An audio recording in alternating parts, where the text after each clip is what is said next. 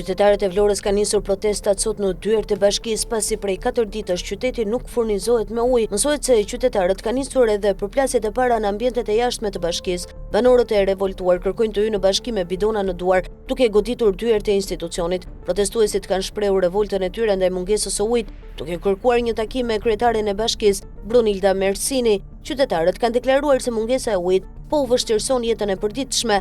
Hapeni derën ose do e thyejmë. Duam ujë o maskarënj, o të degeneruar, pa ujë nuk ka jetë. Kemi 5 ditë pa ujë, po zihemi me fëmijët, duan të lahen, po vjen 2026 dhe ne jemi pa ujë, tu vit turp maskarënj. Ju kemi zgjedhur me vota, i paçit haram votat tona, ngrihuni si në 97-ën, dëgjojnë të thonë banorët teksa përplasen me policinë.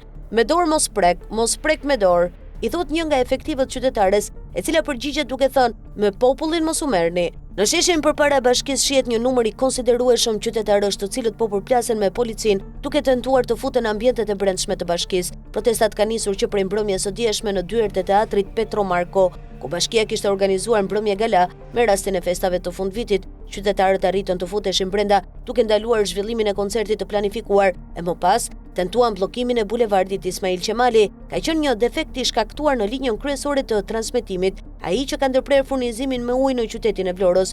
Konkretisht, defekti ka ndodhur në tubin kryesor që furnizon depot e qytetit, çka ka bërë që Vlora të mbetet prej ditësh pa ujë, ndërkohë vjen puna nga ana e autoriteteve për të rregulluar avarinë, gjë për cilën janë bërë prova, por kanë rezultuar të pasuksesshme.